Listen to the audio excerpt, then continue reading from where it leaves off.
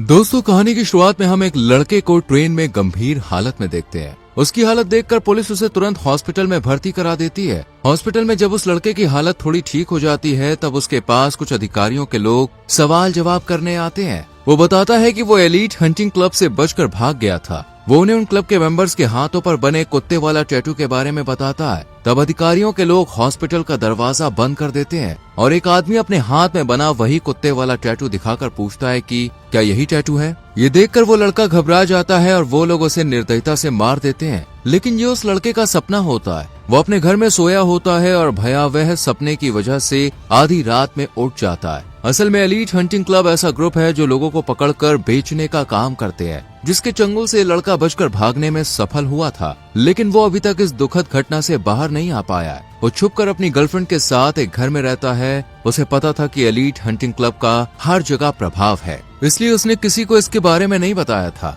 लेकिन उसकी गर्लफ्रेंड बहुत ज्यादा परेशान थी, जिससे दोनों में बहस हो गई। अगली सुबह जब उसकी गर्लफ्रेंड किचन में आती है तो उसे एक भयानक नजारा दिखता है। उसे अपने बॉयफ्रेंड के खून से सनी लाश दिखती है, जिसका सर गायब होता है। इसका मतलब था कि एलीट हंटिंग क्लब ने उसे मार डाला। वहीं हम एलीट हंटिंग क्लब के मालिक को देखते हैं। उसके पास एक डिलीवरी बॉक्स आता है, जिसके अंदर उस लड़के का कटा हुआ सर होता है। इसके बाद इटली में हम 3 कॉलेज स्टूडेंट्स को देखते हैं, जिनमें तीनों लड़कियां दोस्त होती हैं। पहली लड़की का नाम बेथ है। वो एक अमीर लेकिन सीधी सादी लड़की है। दूसरी लड़की का नाम विटनी है, जो मस्तीखोर और पार्टी करना पसंद करती है। तीसरी लड़की का नाम लॉर्ना है, जो शर्मीली और मासूम है। वो वहाँ अपना आर्ट क्लास अटेंड कर रही होती है। वहीं एक मॉडल भी होती है जिसका नाम एक्सेल है। वो उसका स्केच बना रही होती है। स्केच बनने के बाद एक्सेल उसे देखने के लिए बेथ के पास आती है। बेथ का बनाया हुआ स्केच बहुत अच्छा नहीं होता, लेकिन फिर भी एक्सेल उसे खरीदना चाहती है, परंतु बेथ उसे फ्री में दे देती है। एक्सेल उसे ड्रिंक ऑफर करती है, लेकिन बेथ मना कर देती है, क्योंकि वो अपने दोस्तों के साथ छुट्टियां मनाने जा रही है।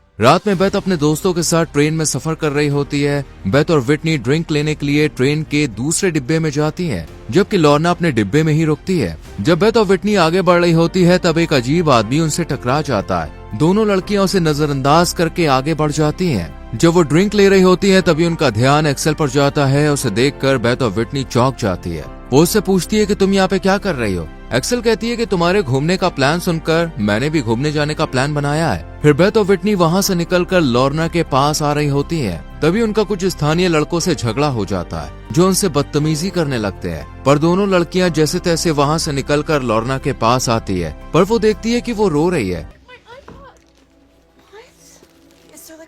क्योंकि उस अजीब आदमी ने उसका आईफोन चुरा लिया था। विटनी पुलिस को बुलाने के लिए जाने लगती है। तभी एक्सेल वहाँ पर आकर लॉर्ना से कहती है कि ये तुम्हारा फोन है। लॉर्ना कहती है हाँ। फोन पाकर सभी खुश हो जाते हैं। एक्सेल कहती है कि एक आदमी मेरा बैग छीनकर भाग रहा था, पर मैंने उसे पकड़ लिया और उसकी जेब से मुझे ये फोन मिला। तीनों लड़कियां एक्सेल को अपने डिब्बे में बुला लेती हैं और ड्रिंक ऑफर करती हैं। एक्सेल उनके साथ ड्रिंक करती है और बातें करने लगती है। वो उनसे स्लोवाकिया चलने को कहती है, जो बहुत खूबसूरत जगह है और शांति है। तीनों लड़कियों को भी शांत जगह चाहिए थी, इसलिए वो एक्सेल की बात मानकर स्लोवाकिया जाने के लिए राजी हो जाती है। वो चारों दूसरी ट्रेन पकड़कर स्लोवाकिया पहुंचती हैं। एक्सेल तीनों लड़कियों को लेकर एक लोकल होटल में आती है और रिसेप्शनिस्ट से कहती है कि उसे अपने 3 दोस्तों के लिए कमरा चाहिए। होटल का रिसेप्शनिस्ट उनका गर्मजोशी से स्वागत करता है और उनकी आईडी ले लेता है। फिर वो उन्हें रात में होने वाले फेस्टिवल में जाने की सलाह देता है। तीनों लड़कियां अपने कमरे में आकर आराम करने लगती हैं, लेकिन बिना उनकी जानकारी के होटल का रिसेप्शनिस्ट उनके नाम, फोटो और पासपोर्ट की जानकारी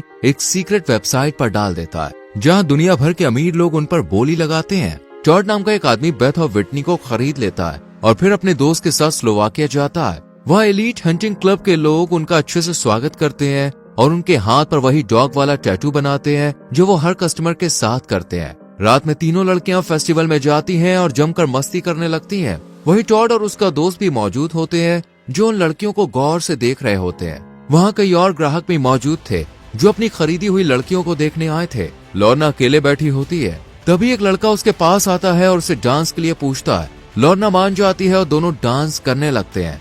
उधर विटनी भी एक लोकल लड़के के साथ बिजी हो जाती है, पर बेथ अकेली बैठी होती है। तभी एक लड़का उसके पास आकर डांस के लिए कहता है, लेकिन वो मना कर देती है। उसी वक्त होटल का रिसेप्शनिस्ट बेथ के पास आता और पूछता है कि क्या वो लड़का तुम्हें तंग कर रहा था। बेथ जवाब देती है, नहीं, ऐसी कोई बात नहीं है। रिसेप्शनिस्ट उसे ड्रिंक पीने के लिए देता है और वहाँ से चला जाता है, लेकिन बेथ चुपके से वो ड्रिंक फेंक देती है। संयोग से वो ड्रिंक टॉड के दोस्त के पैरों पर गिर जाती है। बेथ तुरंत माफी मांगती है और उसे एक और ड्रिंक ऑफर करती है। जब बेथ ड्रिंक लेने जाती है तब लॉर्ना उसके पास आती है और कहती है कि जिस लड़के के साथ मैं डांस कर रही थी वो मुझे बोट राइड पर ले जाना चाहता है। बेथ उसे जाने से मना कर देती है और कहती है कि रात में किसी अनजान के साथ जाना सेफ नहीं होगा। इसके बाद बेथ ड्रिंक लेकर टॉड के दोस्त के पास आती है और दोनों बातचीत करने लगते हैं। जब बेथ जाने लगती है तो टॉड का दोस्त उसे गुड नाइट बेथ कहता है। ये सुनकर बेथ चौंक जाती है और पूछती है कि तुम्हें मेरा नाम कैसे पता, क्योंकि मैंने तुम्हें अपना नाम नहीं बताया। वो जवाब देता है, मैंने तुम्हें अपनी दोस्त से बात करते हुए तुम्हारा नाम सुना था। बेथ को उस पर भरोसा हो जाता है और वो वहाँ से जाने लगती है। आगे बढ़ते ही बेथ देखती है कि लॉर्ना उस लड़के के साथ बोट में बैठकर जा रही होती है। वो उसे रोकने की कोशिश करती है लेकिन तब तक बहुत देर हो चुकी होती है। वो लड़का लॉर्ना को जंगल के पास ले जाता है जहाँ कुछ लोग उसे पकड़ लेते हैं।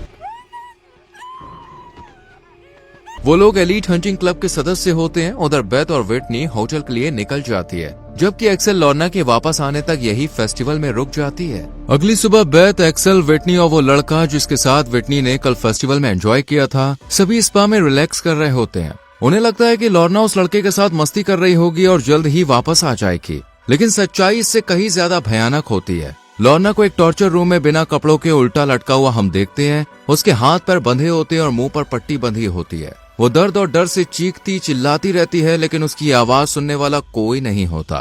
तभी वहाँ पर एक अमीर महिला आ जाती है जिसने लॉर्ना को मारने के लिए खरीदा था। वो अपने कपड़े उतारकर लॉर्ना के नीचे फर्श पर लेट जाती है और एक धारदार हथियार से लॉर्ना के पेट पर कई बार वार करने लगती है। जैसे जैसे लॉर्ना की बॉडी चिरने लगती है, महिला उसके गिरते खून से नहाने लगती है, मानो ये कोई भयावह अनुष्ठान हो। लॉर्ना की भयानक चीखें पूरे कमरे में गूंजती हैं। कुछ ही पलों में वो तड़प तड़प कर दम तोड़ देती है। दरअसल ये एलीट हंटिंग क्लब के कुछ लोग टूरिस्टों को धोखे से फंसाकर इस सीक्रेट ऑर्गेनाइजेशन के हवाले कर देते हैं। यहाँ दुनिया के अमीर लोग पैसे देकर असली इंसानों को टॉर्चर और मारने का एक्सपीरियंस करने के लिए उन्हें खरीदते हैं, और दूसरी ओर गर्म पानी के माहौल में आराम करते हुए बेथ को नींद आ जाती है। लेकिन कुछ देर बाद जब उसकी आंख खुलती है तो उसे एहसास होता है कि उसके आसपास कोई भी नहीं है। वो पानी से बाहर आती है और विटनी को ढूंढने लगती है। तभी कुछ लोग उसे घेर लेते हैं और उसे पकड़ने के लिए दौड़ते हैं। ये देखकर बेथ घबरा जाती है और भागने लगती है। बचने के लिए वो दीवार फांदकर नीचे कूद जाती है।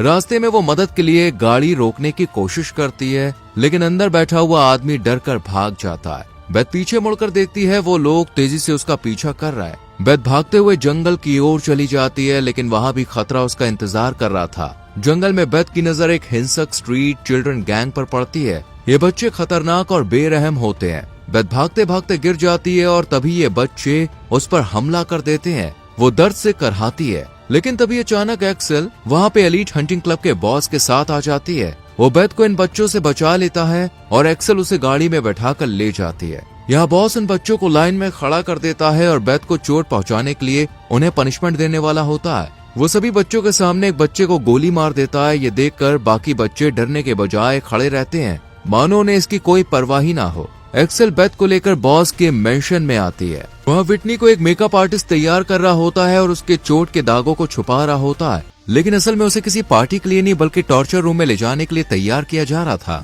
यहाँ विटनी चेयर से बंधी होती है और वो मौका देकर मेकअप आर्टिस्ट की नाक में अपने दांतों से हमला कर देती है और खुद को छुड़ाकर भागने की कोशिश करती है। लेकिन ये एक जेल जैसी कड़ी सिक्योरिटी वाली जगह थी। गार्ड्स तुरंत अलर्ट हो जाते हैं। वो दरवाजे बंद कर देते हैं और विटनी को पकड़ लेते हैं। वहीं बेथ खिड़की से बाहर देखती है और अचानक उसकी नजर उन्हीं लोगों पर पड़ती है जिन्होंने स्पा में उसका अपहरण करने की कोशिश की थी। अब उसे सब समझ में आ जाता है। एक्सेल उसके दोस्तों के गायब होने के पीछे है। बेथ डर जाती है और वहाँ से भागने की कोशिश करती है। भागते हुए उसे एक सीक्रेट रूम मिलता है। अंदर जाते ही उसकी रूह कांप उठती है। कमरे में कई लोगों के कटे हुए सर सजा कर रखे होते हैं। उनमें से एक सर उसी लड़के का होता है जिसे हमने कहानी की शुरुआत में देखा था। बेथ सदमे में थी। वो तुरंत वहाँ से भागना चाहती थी, लेकिन इससे पहले कि वो भाग पाती, गार्ड्स आकर उसे पकड़ लेते हैं और एक फैक्ट्री में ले जाते हैं। इस फैक्ट्री में टॉड अपने दोस्तों के साथ पहुँचता है। टॉड का दोस्त बेथ के कमरे में आता है जहाँ वो कुर्सी से बंधी होती है। वो कहता है कि मुझे ये सब नहीं करना था, लेकिन मेरे दोस्त के कहने पर ये करना पड़ रहा है। बेथ बुरी तरह से डर चुकी होती है। वो गिड़गिड़ाते हुए उसे छोड़ने के लिए कहती है और पूछती है कि हमें यहाँ पर क्यों लाया गया है। टॉड का दोस्त सब कुछ बता देता है, कैसे टूरिस्टों को किडनैप करके लाया जाता है, कैसे अमीर लोग पैसे देकर अपनी फैंटेसीज के हिसाब से उन्हें खरीदते हैं, उन्हें टॉर्चर करते हैं और मार देते हैं। फिर टॉड का दोस्त बेथ को आजाद कर देता है। बेथ को लगा कि अब वो बच जाएगी, लेकिन तभी टॉड का दोस्त अचानक उसके सर पर जोर से वार करता है, जिससे बेथ बेहोश हो जाती है। जब वो होश में आती है तो पाती है कि अब भी वो उसी कुर्सी से बंधी हुई है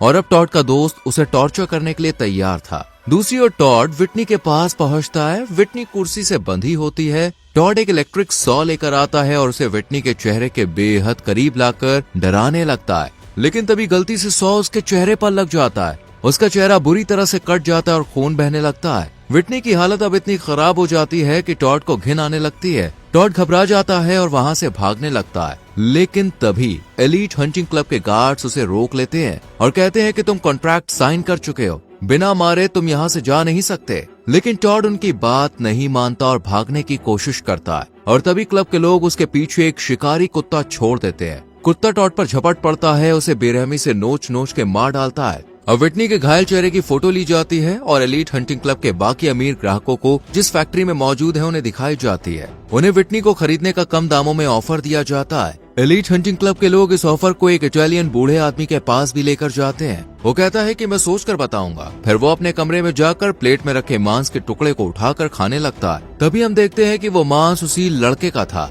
जिसके साथ फेस्टिवल में विटनी ने डांस किया था। अब एलीट हंटिंग क्लब के लोग टॉड के दोस्त के पास जाते हैं और उसे बताते हैं कि तुम्हारा दोस्त टॉड अब मर चुका है। टॉड का दोस्त गुस्से से भर जाता है। अब वो विटनी को खरीद लेता है और उसे बेरहमी से टॉर्चर करके मार देता है। फिर टॉड का दोस्त वापस बेथ के पास आता है, लेकिन इस बार बेथ चालाकी से उसे मीठी मीठी बातें करने लगती है। उसकी बातों में आकर वो बेथ को खोल देता है, लेकिन जैसे ही वो बेथ के साथ गलत करने की कोशिश करता है, बेथ अचानक हमला कर देती है। वो टॉड के दोस्त का गला घोट कर बेहोश कर देती है। फिर बेथ उसे उसी कुर्सी से बांध देती है जिस पर पहले वो खुद बंधी थी। तभी वहाँ गार्ड्स आ जाते हैं। गार्ड्स गन तान कर उसे पकड़ने की कोशिश करते हैं, लेकिन बेथ और भी तेज थी। वो टॉड के दोस्त से गन लेकर उन पर गन तान देती है। बेथ गुस्से से चिल्लाती है, बॉस को बुलाओ, नहीं तो मैं इसे मार दूंगी। गार्ड्स मजबूर होकर एलीट हंटिंग क्लब के बॉस को बुलाते हैं। बॉस आते ही गुस्से में ऑर्डर देता है कि इन्हें मार दो, लेकिन बेथ को पता था कि यहाँ सिर्फ पैसे की ताकत चलती है। वो बॉस की आंखों में देखती है और एक ऑफर देती है, मैं बहुत अमीर हूँ, मैं क्लब को बहुत ज्यादा पैसे दे सकती हूँ। बॉस थोड़ी देर सोचता है, पर बॉस कहता है कि एलीट हंटिंग क्लब के नियमों के मुताबिक यहाँ आने के बाद किसी को मरना जरूरी है। तब बेथ बिना एक भी सेकंड गवाए टॉड के दोस्त का प्राइवेट पार्ट काट देती है। वो दर्द से बुरी तरह से चीखता है, उसकी तड़प गूंजने लगती है। थोड़ी ही देर में वो दर्द से छटपटाते हुए दम तोड़ देता है। अब बेथ क्लब की नजरों में योग्य बन चुकी थी। बेथ अब एलीट हंटिंग क्लब की मेंबर बनने के लिए अपनी बाजू पर डॉग का टैटू भी बनवाती है, लेकिन उसकी असली लड़ाई अभी बाकी थी। रात में शहर में फेस्टिवल चल रहा था। भीड़ के बीच एक्सेल भी मौजूद थी। तभी वही खतरनाक बच्चे जो जंगल में बेथ को मारने वाले थे, अब एक्सेल को बहाने से जंगल में ले जाते हैं। वहाँ बेथ पहले से ही उसका इंतजार कर रही थी। वो कहती है कि तुम्हारी वजह से मेरे दोस्त मरे, मैं तुम्हें ऐसे नहीं छोड़ सकती। फिर बेथ एक तेज धारदार हथियार उठाती है और एक्सेल का सर धड़ से अलग कर देती है। अब बच्चे एक्सेल के कटे हुए सर के साथ फुटबॉल खेलने लगते हैं और इसी के साथ मूवी खत्म होती है। दोस्तों, अगर आप बेथ की जगह होते तो क्या आप भी वही करते जो उसने किया? इस पर अपनी राय कमेंट सेक्शन में जरूर दें। वीडियो को लाइक और शेयर करें और चैनल को सब्सक्राइब करके बेल आइकॉन प्रेस करें जिससे आने वाली वीडियोस मिस ना हो। मिलते हैं आपसे अगली वीडियो में। Till then, bye bye, take care.